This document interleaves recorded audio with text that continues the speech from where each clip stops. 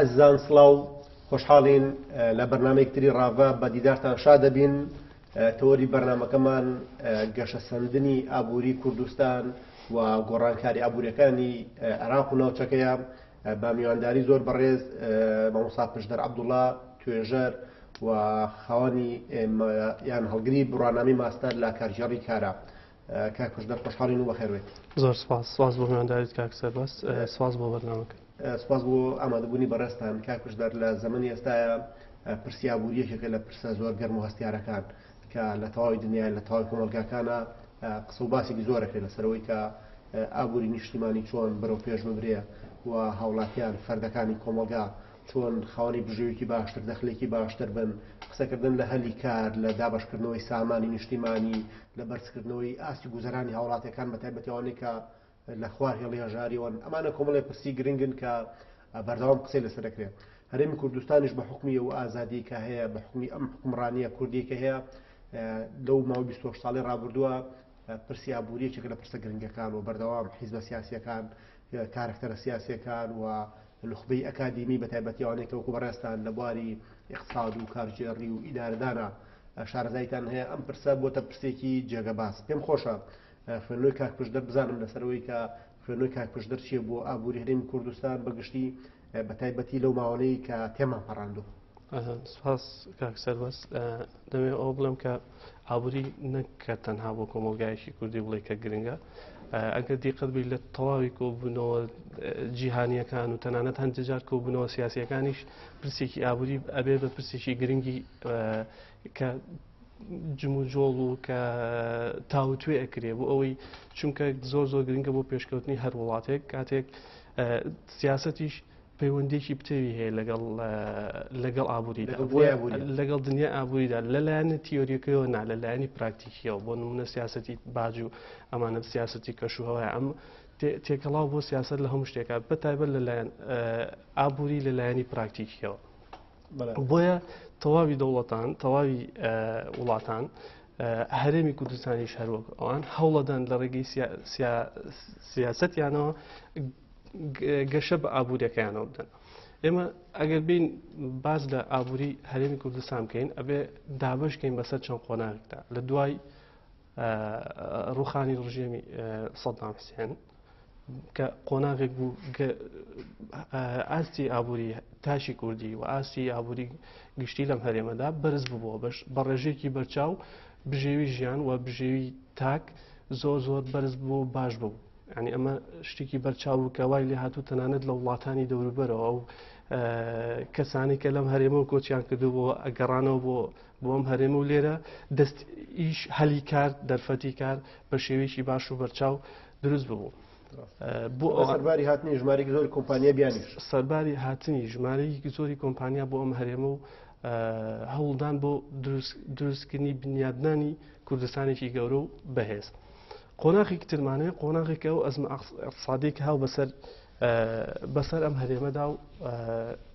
ڕەنگەوە ناخۆشترین قۆناغ بێکە بۆ ئێمە هاتۆتە پێشەوە. بەڵام دوای ئەوە گەشەکردنێکی تر هاتە پێشەوە بۆی لە ماوەی ڕابردوودا باشکردنی موچە و بوچەی هەرێمی کوردستان بوو. گەر بین بەراوردکەین ئەم هەرێمە لەگەڵ ناوچەکەدا بە تایبەت عێراق سەرباری ئەوەی کە مەسەلەن عێراق بودجەیەکی زیاتر لە ملیار دۆلاری زیاتر لە بەردەستەیە و لەگەڵ ئەو هەموو هینەی ئەخرێتە سەرم هەرێمە ئەو گەمار و گوشارەی ئەخێتە سەر بڕینی موچەی پێشمەرگە و لەلایەکەوە. بەڵام هەرێمی کوردستان هەمیشە لە گەشەکردندا بوو، هەمیشە لە هەوڵدان بووە بۆ ئەوەی دووبارە یاخود جارێک تر یاخود بەردەوام هەرێمێکی بەهێز بنیاد بنین لەگەڵ ئەوەشدا کە ئەم هەرێمە جیۆپۆلیتیک ئەم هەرێمە ڕەنگە ڕێگر بوو بێت لە گەشەکردنەکەی. بەڵام ئێمە هەر لە هەوڵدان بۆ و نەوەستاوە ئەم هەرێمە لە هەوڵدان بۆ هەوڵداوە سیاسەتێکی بەهێز پەیڕەو بکات بۆ ئەوەی ئابووریەکەی گەشە پێ بدات. کاک پشدەر باسی ئەو زەمانەت کرد کە بۆ نمونە نزیک بە 4 ساڵ لە ساڵی 2014 بە 2010 گەماروکی ئابووری سەخت خراسە هەرێمی کوردستان لە داخستنی فڕۆکخانەکانەوە بۆ داخستنی هەندێک لە مەرزەکانەوە بۆ بڕینی بجێهێنی کوردستان ینی سەختی و قورسێکی زۆر لەسەر خەڵکی کوردستان دروست کرد. بەشێک لە چاودێران باوەڕیان وایە کە ئەو گەماروانە هۆکاری ئەو بووە کە ئەو قۆناغی بەڕێزت باست کرد لە دوای پرۆسی ئازادی عێراقەوە هەرێمی کوردستان گەشەیەکی زۆری بەخۆی ببینی. یعنی وای نبینی کە ئەو قەیرانە ئابوووریە قەیرانێکی سیاسی بوو بێت و هۆکاری سیاسی بوو بێتە هۆکاری دروستبوونی ئەو قەیرانەدارەیە. بێگومان ئەمە بەسەر هەموو وڵاتێکدا دێت کە وڵاتانی دەوروبەر هەوڵدەن کێشەی بۆ دروستکەن هەوڵدەن ڕێگری لەمپەری بۆ دروستکەن بۆ ئەوەی ئەم وڵاتە پێش نەکەوێت. ڕەنگە لەو لە قۆناغێکدا وڵاتی کردوێتی وڵاتانی دراوسێ ئێرانە تورکیا هەز وڵاتێکترە بەڵام لە قۆناغێکترا ڕەنگە ئەو بگەڕێتەوە بۆ هینێکتر. ئێستا بۆ منە لە ماوەی ڕابردوودا بەرپرسانی باڵای تورکیا سەردانی هەرێمانیان کرد و تەوەری گرنگیان باسکردنی لایەنی ئابووری بوو. پەیوەندی ئابووری هەرێم لەگەڵ ئەوان چکە بازاری هەرێمی کوردستان بازارێکی گەورە و باشە بۆ ساختکردنەوەی بەرهەمەکانی ئەوان. ئەوانیش لایەن گرنگە لە کاتێکا لە ئێستایا تورکیا لەگەڵ ئەوروپادا لە کێشەدا تورکیا لەگەڵ ئەوروپا مەشاکیلیان کێشەی گەورەیان هەیە لە ڕووی سیاسیەوە بۆیە سیاسەتیش کاریگەریشی گەورەی هەیە بۆ سەر ئابووریە لە گەشەکردن هەم لە پوچانەوەی ئابووری ئەو وڵاتەدا. بۆیە ئەوان ئەمە لە قۆناغێکدا ئەکرێ بکەن و ئەمە شتێکی جوستیە لە سیاستدا کە دەکرێت بەڵام لە قۆناغترا ڕەنگە ئەمە ئەکەوێتەوە سەر ئاستی بەهێزی ئەو وڵاتە ئاستی گەشەکردنی ئەو وڵاتە ئاستی ئەوەی ئەو وڵاتە چۆن خۆی هەوڵەدا لەسەر پێی خۆی بوەستێت ئابووری بەهێز کات ئابووری تاشی بەرز کاتەوە ئابووری گشتی بەکاربێت لە خزمەت دووبارە خزمەتکردنەوەی تاشی خۆی و بەرەو پێشبردنی وڵاتەکەیدا. کاک کوردەرباسی وت کرد کە عێراق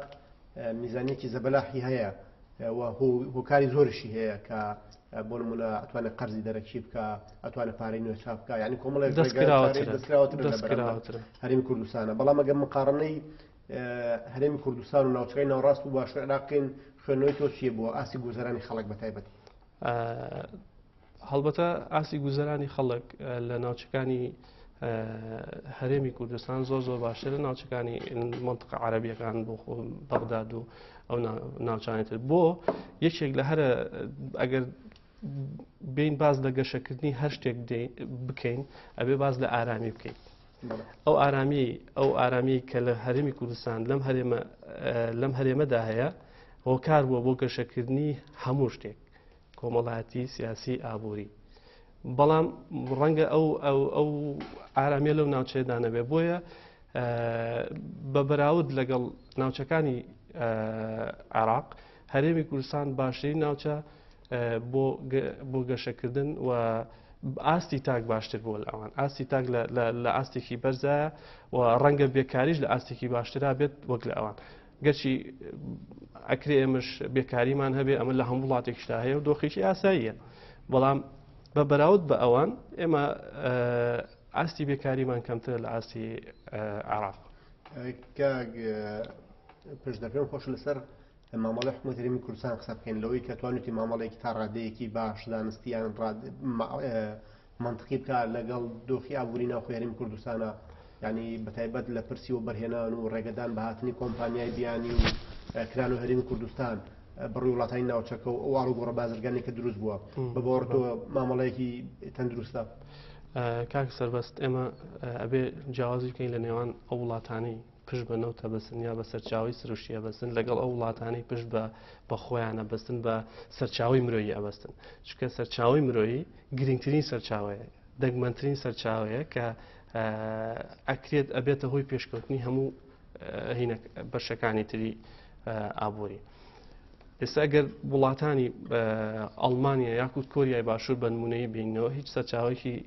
سروشتیان نییە وەک نەوت یا شتێکی تر بەڵام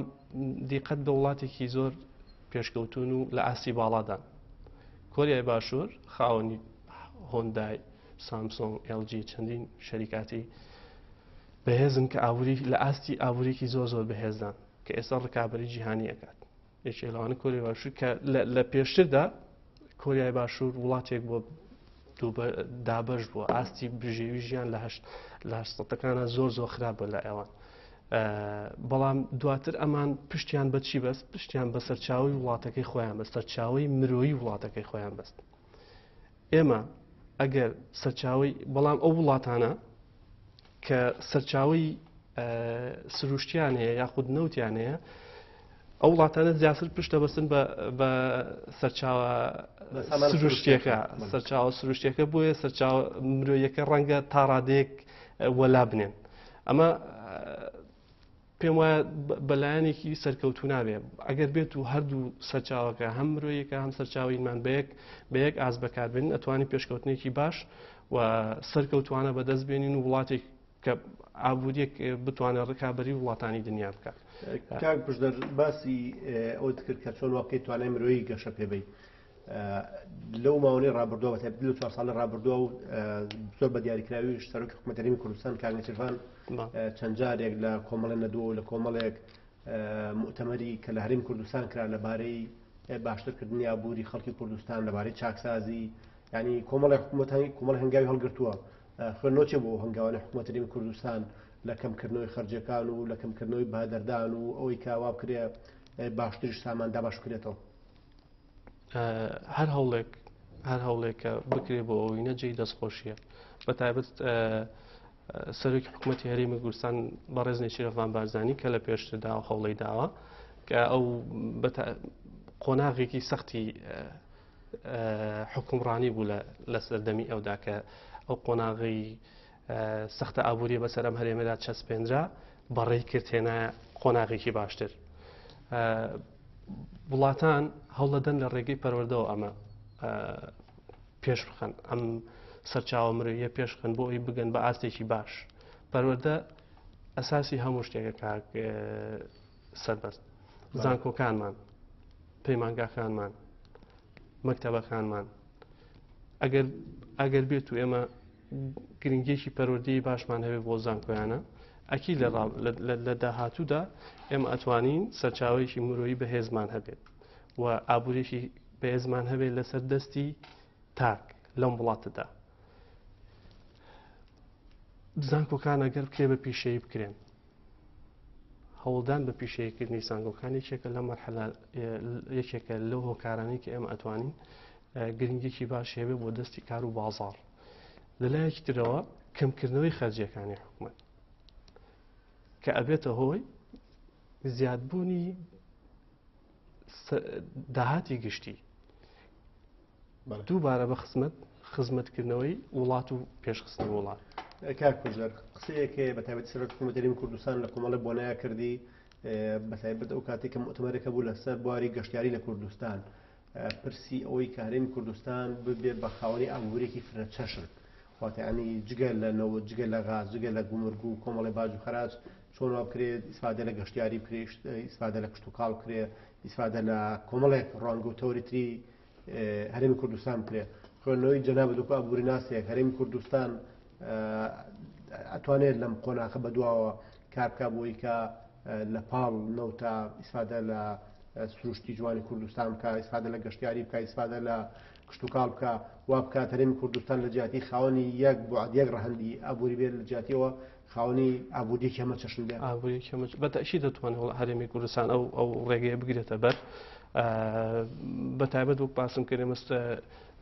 خاکێکی بەپیتمانێ لە ڕووی کشتی کاڵیەوە تۆ هەرتەنها ئەوەن لە سیستەمی سۆشیالیستیە ئەوانن پێی وایە کە ئێدوکیشن بۆ بمبورە پەروەردە و فێرکردن و لەگەڵ ناچنە بابی سەرچاوی گشتیەوە بەڵام لە سیستەمی سەرمایەداری ئێستادا ئەوانە هەمووی پاراستنی تەندروستی پەروەردە هەمووی ئەمە ئەچنە بابی سەرچاوی گشتیەوە بۆی ئەتوانی ئێمە ئەکیت کشت و کاڵ گەشتیاری لە بواری سەرمایەداری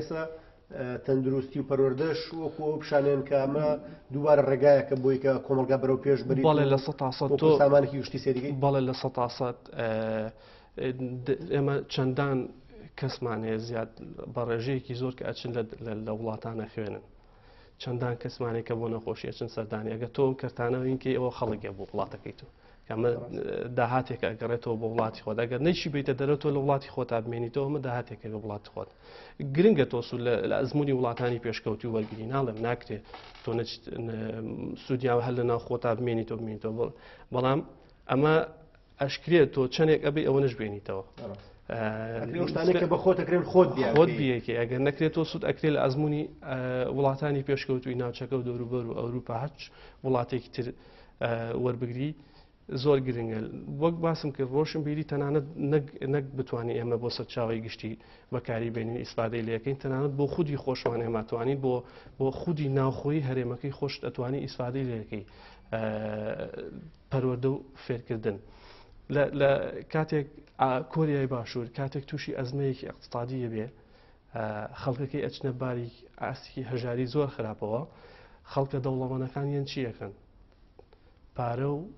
سامان و ئاڵتون و هەشتێکی هیانە ئەیگەن لە بانکەکانە لایەنن بانک یەکێکیش لە هۆکارەکانی پێشکەوتنی ئابووری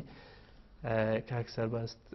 بەهێزکردنی سیستەمی بانقیە بەهێزکردنی سیستەمی بانقی و دروستکردنی متمانەیەک لە نێوان خەڵک و بانقە دێن خەڵکەکەی ینی ئەمە پەروەردەیەکی باشیانەیە پەروەردەیەکی تەندروستیانەیە دێن خەڵکەکەی بانکەکانیان جارێ بەهێزەکەن و گەشە بە بانکەکانیان دەدەن دواتر دێن کردەکانی وەبەرهێنانیان گرنگی پێ ئەدەن و گروپێک دروستەکەن کە ئەم گروپانە ئەگەر بێت و وەبەرهێنان کۆمپانیاکانیان هەچ کەسێک کۆمپانیایەک بەرەو پێش بڕوات هاوکاری ئەکرێ بەڵام ئەگەر دوا بکەوێ و کۆمپانیا شکست بێنێ هاوکاری ناکرێ ئێمە ژەکرێت پرۆژێکی وامانە بێ خزمەتی کارتەکانی پەروەردە تەندروستی کشت و کاڵ تەواوی کارتەکانی تری هۆکارن بۆ گەشەکردنی ئابووری گرنگی پێ بدەین و لە داهاتوودا سودمەند دەبێتەوە بۆ وڵاتەکەی خۆت و ناکرێ ئێمە بەردەوام هەوڵی دووبارە خستنەوە سەرپێی ئەو کەرتانە بین کە شکستیان خواردووە کتی ئێمە ڕێگەی تر بگرینە بەر بۆ یشتی جیاوازتر شتی باشتر بهێنینە ئاراوە بۆ پێشخستنی وڵاتەکەمان ئەمە هۆکارێکی باشە کە ئێمە بتوانین لە داهاتوودا ئیدارەیەکی باش بەڕێوەبردنێکی باش بۆ هەموو ئەم کەرتانە بکەین بەڕێوەبردنێکی باش ئەتوانین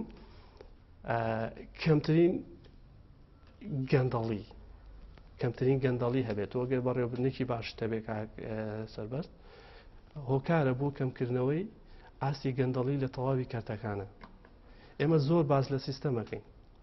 دێین بە سیستەماتیکردنی ئەم شتانە ئەکەین سیستەم زۆر گرنگە بەڵام دوجار چێ سیستەم بەڕێوە بە ئینسان ئەگە پەروەردەیەکی باشمان هەبێ پەروەردەیەکی تەندروست بن بوونەوە بەسم لە پەروەردەی باش پەروەردەیەکی تەندروستە کەسێکی تەندروست بەرهەمێنی کەسێکی تەندروست سیستەمێکی تەندروست بەرهەمێنێ دواتر بەڕێوەبەرێکی تەندروست ئەم سیستەمە تەندروستە بەکارێنێ من ئێستا سیستەم دیوە هەر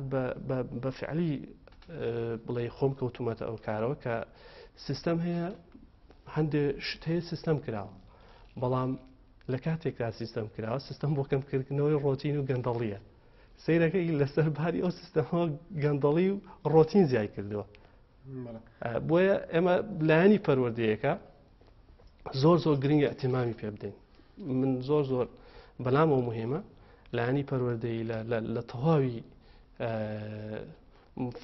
بۆ نەزانکۆ پەیمانگا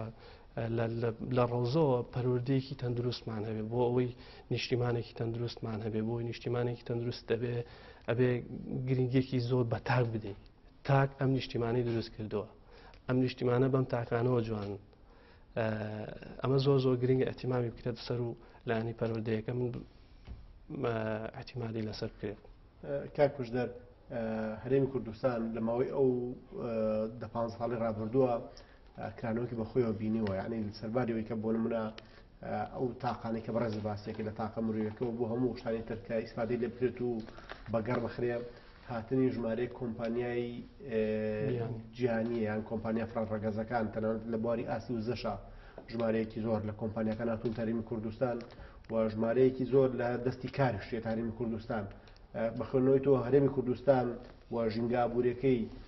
قوتیەوەی هەیە کە بتوانێت لە بازاڕنی دەوڵەتیە کاریگەریی هەبێ و مامەڵێکی باشتر بکە و بەشداری هەبێت لە پرسی ئابووری و بزنس و بازرگانی و هێنان و بردننی کاڵایە کاک سەربەست بە نمونە بانگێشکردنی کەسایەتی دیارەکانی ئەم هەرێمە سیاسە دیارەکانی ئەم هەرێمە بۆ پانێڵە جیهانی ئابوووریەکان خۆی هۆکارە بۆ ئەوی کە ئەم هەرێمە هەرێمێکی گرنگی ئابووریە. داڤۆز بنمونە ینی ناونێن چەندان هین کراوە چەندان پانێڵی ئابووری جیهانی ئەکرێ و کە بەردەوام هەرێم کارکتەرێکی سەرەکیە کە لەو پانێڵانەیە بەشدارە. بۆیە ئێمە لە 100% هەرێمێکی کاریگەرین، هەرێمێکی پڕ ئابوورین، بەڵام بەکارهێنان بەڕێوەبردنێکی باش، ڕێخستنێکی باشمانەوێ، گرنگیدانێکی باشمانەوێ و تەشیدم کە لە هەوڵدا وردەوردە بە تەشید و دوای دروستبوونی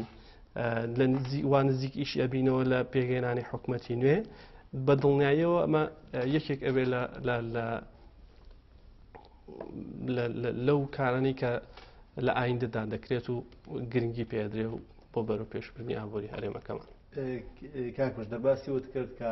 هەرێمی کوردستان بانگێشتی پێشەنگایان پانێڵە گەورەکانی دنیاکرێ بە حەزەکەم لە دیۆ ناوخۆی گەشتە تەماشای بکەین کە زۆر جە هەرێمی کوردستان لەو ماوەی ڕابردوو ژمارەیەکی زۆر لە پانێڵ و پێشەنگای نێودەوڵەتی بەخۆبینیوە، ینی پێشەنگای نێودەوڵەتی گەشتیاری، پێشەنگای نێودەوڵەتی کەلوپەلەکانی کشت و کاڵی، پێشەنگای نێودەوڵەتی لەو مانگی ڕابردوویە تەندروستی گەشتیاری خوێنێتەوە بۆمە چییە هەرێمی کوردستان بخۆشی بۆ بەناوەندێک بۆ ئەم بابەتە. هەڵبەتە ئەوە کردنەوەی هەموو ئەو پێشەنگیانە کاک سەربەست نیشانەیەوەی ئەم هەرێمە لە هەوڵدایە و ئەیەوێت کەرتەکانی گەشتیاری تەندروستی هەموو پەروەردەیی پێش بخات لە هەوڵدایە وە ئەوێت پێشیان بخات بۆ ئەوەی لە داهاتوودا ئیسفادەی هەبێتەوە گرنگی ئەو کەرتانە دەربکەوێتەوە بەرەو پێشبردنی ئەو کەرتانە بێت لە ئابووری وڵاتەکەتدا و ئەو وڵاتانش کە دێن لێرە پێشانگە ئاگەنەوە حتمما نیشانەی گرنگی ئەم هەرێمەیە کە ئەوان لەبەر چاویانە و دێن لێرە بەشداری ئەەکەن لێرە پێشانگای گەورە ئەەکەنەوە ئابووری خۆیان لێرە سەرف ئەەکەن ئەمە گرنگە کەسێک نایەت لێرە ئابووریەکەی بخاتە مەترسیەوە هیچ کەسێک ئەمە ناکا و هیچ وڵاتێکیش ئەمە ناکە. بۆی ئەوان دڵنیان لەوەی کە ئەم هەرێمە لە پێشکەوتنایە و دڵنیان لەوەی کە ئەوان ئەتوان قازان جێ بکەن لەم هەرێمە بۆیە دێن پێشانگا و ئابووری خۆیان سەرمایی خۆیان لێرە ئەخەنە گەڕ بەکارێنن. بەڵام گرنگی ئێمە ئیسفادە بکەین لەو کۆمپانیانە بە ڕەخسانی هەلی کار بۆ گەنجەکانمان، ڕەخسانی هەلی کار بۆ دەرچوانی زانکۆ پەیمانگاکانمان، ئیسفادە لەوە بکەین کە دوجار ئێمە خۆمان ببینە هۆکار بۆ ببینە بەکارخستنی ئەو شتانە نەوەک ئەوان هەتا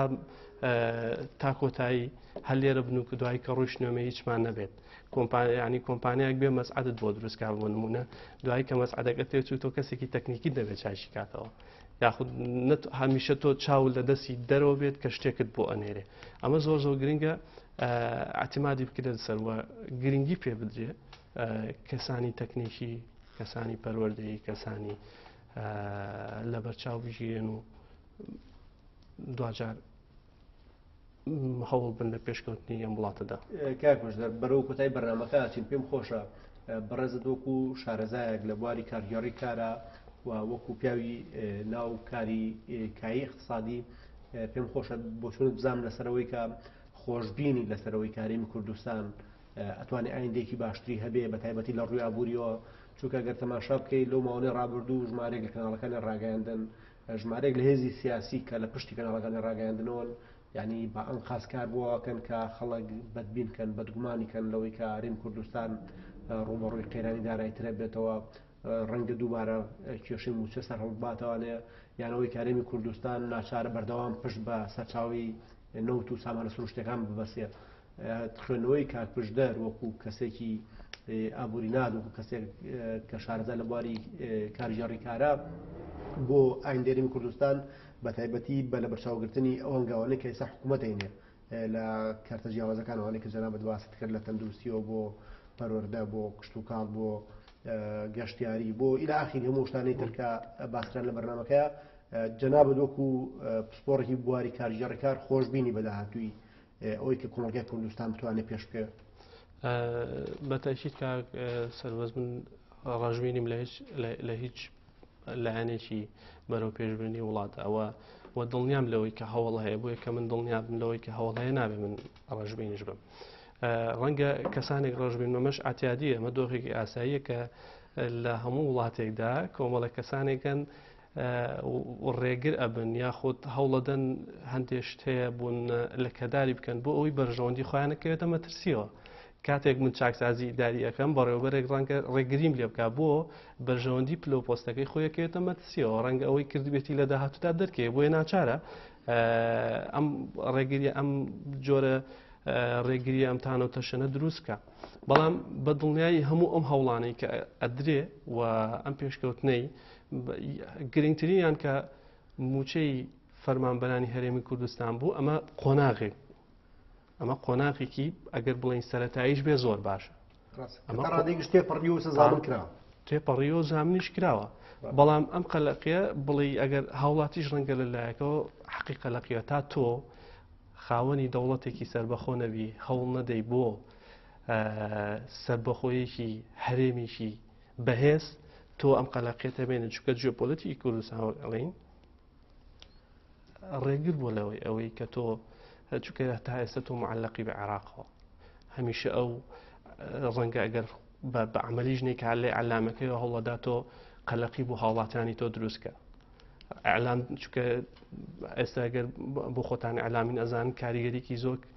زۆر گرنگی هەیە لەسەر تاک هەمڕۆ ئەعلامە شتێک ئەناسێنێ بەڵام سبەینێ شتێ هەرەوە ئەعلامە شتە بە جۆرێکتر ئەیناسێنێ وێ ئەمە زۆر گرنگە. بەڵام گرنگ ئەوەیە کە تاشی کورد ئێمە خوێندنەوەمان هەبێ بۆ هەموو بارێکی ئەم هەرێمە کە لە هەوڵدایە بۆ پێشکەوتن و ڕێگرە لەو بربەستانی کە ئەوێ ئەم هەرێمە بخاتە دواوە و وێنەکانیشی دەرکەوتە و پێم وایە هەموو گەنجێک هەموو تاکێکی ئەم کوردە ئەزانێ کە هەوڵەکان نەهاتونەتە دواوە بەرەو پێشەوە ڕۆشتن. بەسی جەنابتان خۆش بێ کاک کوژدەر عەبدوڵڵا ماستەر لە کارگێڕی کار و توێژەر خۆشحاڵ بووین کە لە بەرنامەی ڕاوا ئامادە بوون. زۆر سپاس مەزیاتر. ئازان بەم جۆرە هاتینە کۆتایی بەرنامەی ڕاوا تا ڕاوەکردنی پرسێکی تر بەخواتان ئەسپێرین و خواتان لەگەڵ.